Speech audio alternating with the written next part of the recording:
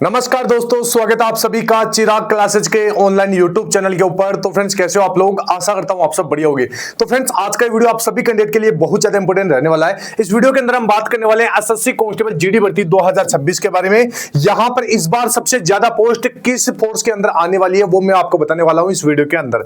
यहां पर आप देख सकते हैं सीआईएसएफ में 70,000 जवान भर्ती किए जाएंगे। ठीक है, तो यहां पर मैं आपको ऑल ओवर बताऊंगा कि टोटल कितनी वैकेंसी आएगी, जिसमें सीआईएसएफ के कितने पद रहेंगे, सीआरपीएफ के कितने रहेंगे, एसएसबी के कितने रह सकते हैं, बीएसएफ के कितने पद आएंगे। ठीक है, सारा कुछ मैं आपको बताऊंगा इस वीडियो के अंदर। इसके साथ आपका जो नोटिफिकेशन है वो कब तक जारी हो जाएगा, क्या एज क्राइटेरिया रखा जाएगा, इसके साथ यहां पर कौन कौन इसका फॉर्म अप्लाई कर सकता है, सारा कुछ जानकारी मैं आपको इस वीडियो के अंदर देने वाला हूं। तो आप इस वीडियो को लाइक कर दीजिएगा, चैनल को सब्सक्राइब कर दीजिएगा और बेल आइकन को जरूर प्रेस कीजिएगा, जिससे भर्ती संबंधित नई नई जानकारी आपको सबसे पहले मिल सके। तो चलिए फ्रेंड्स, शुरू करते हैं, बात करते हैं एसएससी कांस्टेबल जीडी भर्ती 2026 किस फोर्स में कितने पद आएंगे। ठीक है, यहां पर ऑफिशियल नोटिफिकेशन में भी आपको मैं दिखाने वाला हूं। ठीक है, यानी जो नोटिस जारी हुए हैं, जो मैं आपको प्रूफ यहां पर दिखाने वाला हूं वो एकदम रियल है। ठीक है, ध्यान से देखिएगा।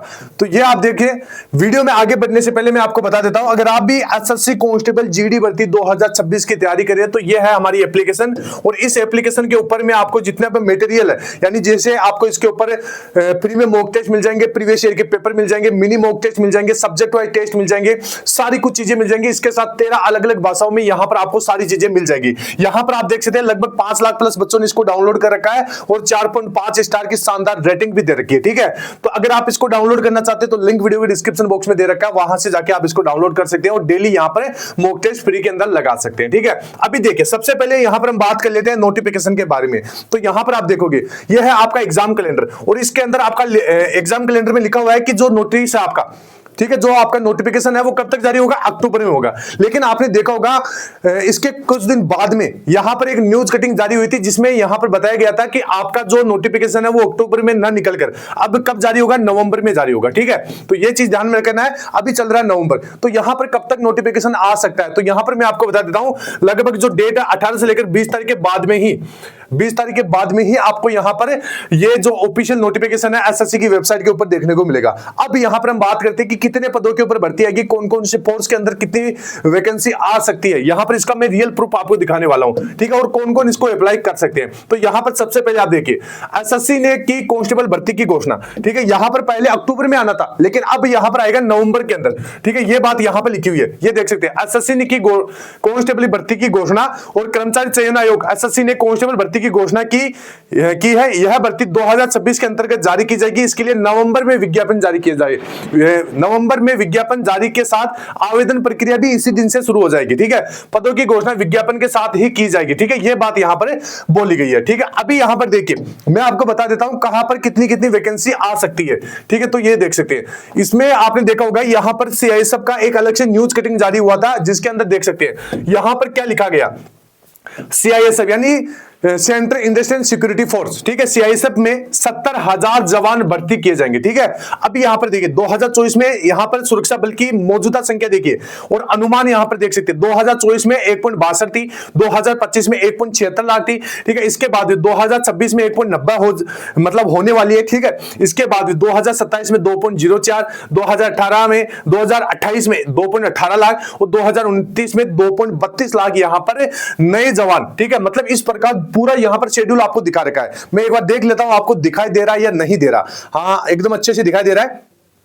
अभी यहां पर फ्रेंड्स हम देख लेते हैं कि भाई सीआईएसएफ के अंदर कितने यहां पर पोस्ट आ सकती है। तो अगर आप इस चीज के ऊपर गौर करोगे कि 2024 के अंदर कितनी वैकेंसी थी, 1.62, और 2025 में कितनी हो गई, 1.76। अभी हमारे को मतलब है 2026 वाली वैकेंसी है। तो यहां पर देखिए 2025 में कितने थे, तो अगर आप बोलोगे कि सर 2025 में तो थे 1.76 लाख। ठीक है, और 2026 में अगर बात करें तो 1.90 हो जाएंगी। तो यहां पर 1.90 में से अगर आप 1.76 घटाओगे तो यहां पर संख्या कितनी हो जाएगी, यहां पर हो जाएगी लगभग 14, हाँ, यानी लगभग 14,000 के करीबन, यानी लगभग 14,000 के करीबन यहां पर आपके सीआईएसएफ के अंदर पोस्ट आ सकती है।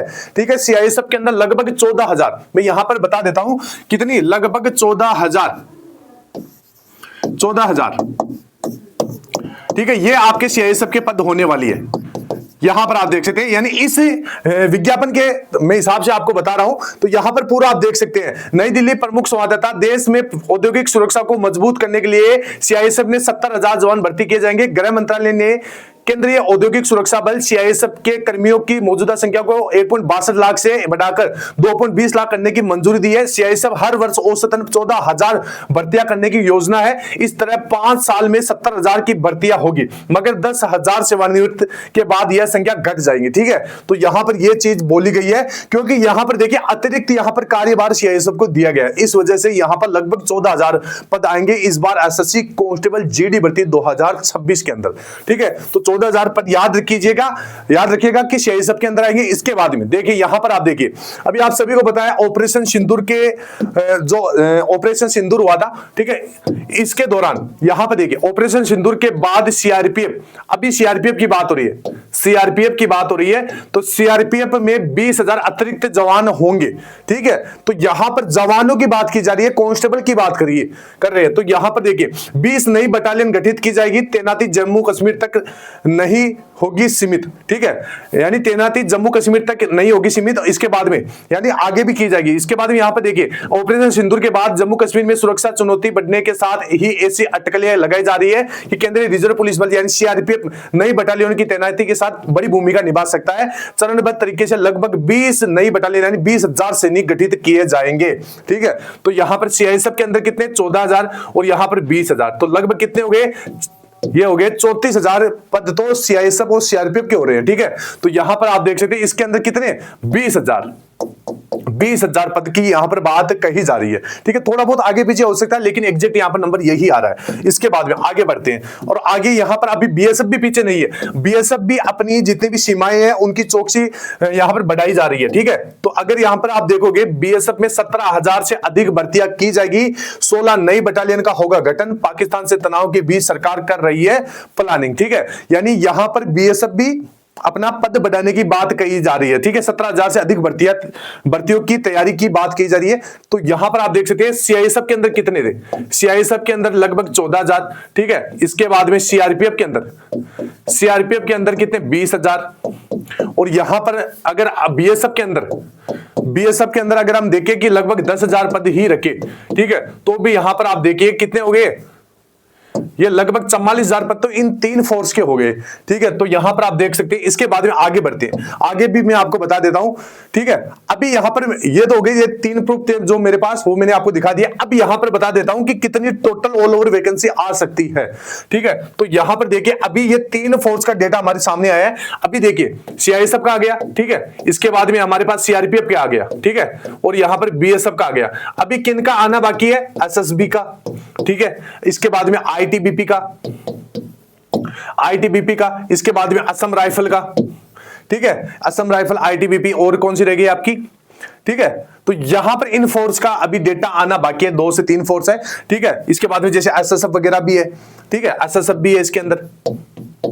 तो यहां पर अगर लगभग इन 3 फोर्स की बात करें तो लगभग 44,000 पद तो इनके अंदर होते हैं। ठीक है, और अगर इनके पद यहां पर अभी इनमें भी तो पद खाली है, ठीक है, इनके भी पद ऐड हो गए तो लगभग आपकी शुरुआती वैकेंसी यहां पर मैं आपको बता रहा हूं, मतलब पूरी ऑल ओवर वैकेंसी की बात करें तो लगभग 60,000 के करीबन वैकेंसी आपकी बन रही है। ठीक है, और यहां पर अगर शुरुआती वैकेंसी की बात करें, क्योंकि शुरुआती पद कम होते हैं, तो यहां पर लगभग आपकी कितने 37 से लेकर 38, ठीक है, 37 से लेकर 38,000 के करीबन आपकी शुरुआती वैकेंसी आ सकती है। ठीक है, बाद में इनके पद बढ़ाए जाएंगे जैसा हर बार आपकी वैकेंसी बढ़ाते हैं। ठीक है, इसके बाद चलिए आगे बढ़ते हैं। अभी यहां पर देखिए 2026 की अगर आप भर्ती का फॉर्म भरने जा रहे हैं तो यहां पर आपकी आयु कितनी होनी चाहिए।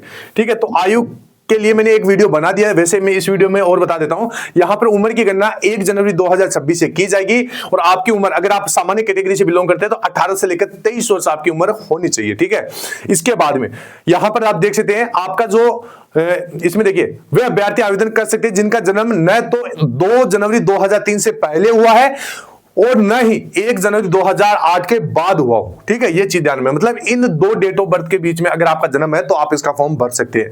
इसके साथ यहां पर आप सभी को बताया SC एससी और एसटी, ठीक है, यहां पर इनको कितने 5 साल की छूट है और ओबीसी को यहां पर कितने 3 साल की छूट है, ठीक है। तो इस हिसाब से यहां पर अगर आप पूरा देखोगे कि हम कौन कौन इसका फॉर्म भर सकते हैं, तो उसका पूरा मैंने एक चार्ट बना रखा है, तो ये आप देख सकते हैं, यहां पर पूरा मैंने लिख दिया है, ठीक है। इसमें आप ध्यान से देखोगे तो आपकी उम्र की गणना 1 जनवरी 2026 से की जाएगी। अगर आप यूआर है तो 18 से लेकर 23 वर्ष आपकी उम्र होनी चाहिए, ईडब्ल्यूएस है तो 18 से लेकर 23 वर्ष, ओबीसी है तो 18 से 26 वर्ष क्योंकि यहां पर 3 साल की छूट मिलती है, और अगर आप एससी है तो 18 से 28 वर्ष क्योंकि यहां पर 5 साल की छूट मिलती है, और एसटी है तो यहां पर 18 से 28 वर्ष क्योंकि इसमें भी आपको 5 साल की छूट मिलती है, ठीक है। और अगर आप यूआर है तो आपकी उम्र कहां से काउंट होगी, तो यहां आप देख सकते हैं 2 जनवरी 2003 से लेकर 1 जनवरी 2008, अगर इन दोनों के बीच में आपकी डेट ऑफ बर्थ है तो आप इसका फॉर्म अप्लाई कर सकते हैं। ईडब्ल्यूएस वाले यहां पर आप देख लीजिए, अगर इन दोनों डेट ऑफ बर्थ के बीच में आपकी एज आ रही है, आपका डेट ऑफ बर्थ आ रहा है, तो आप इसका फॉर्म अप्लाई कर सकते हैं। इसके बाद में अगर ओबीसी कैंडिडेट है तो ये आपका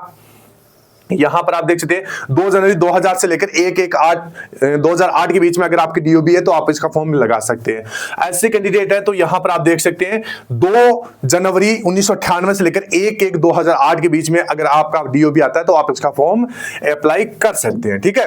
तो ऑल ओवर मैंने आपको सारी जानकारी दे दी है, और इसके साथ अगर आप डेली फ्री के अंदर mock test, mini mock test सारा कुछ यहां पर लगाना चाहते हैं, प्रीवियस ईयर के पेपर वगैरह 13 अलग अलग भाषाओं के अंदर, तो यहां पर इस एप्लीकेशन को डाउनलोड कर लीजिए, लिंक डिस्क्रिप्शन बॉक्स में दे रखा है। ये सारी चीजें यहां पर आपको मिल जाएगी बिल्कुल फ्री के अंदर, 1 भी रुपया आपसे नहीं लिया जाएगा, ठीक है। तो ये हो गई, और नोटिफिकेशन आपका मैंने डेट आपको बताई दी है, ठीक है। ऑल ओवर मैंने आपको सारी चीजें इस वीडियो के अंदर बता दी, ठीक है। तो अब आपको मैंने डॉक्यूमेंट के ऊपर कल एक वीडियो बनाया था कि भाई कौन कौन से डॉक्यूमेंट आपको पहले ही बना लेना है नोटिफिकेशन से पहले, तो वो वीडियो आप जाके जरूर देखिएगा, उससे आपको पूरी मदद मिलेगी। तो आई होप मेरे द्वारा दी गई जानकारी आपको अच्छी लगी होगी। फिर मिलते हैं नेक्स्ट वीडियो के अंदर, तब तक के लिए जय हिंद, जय भारत, वंदे मातरम।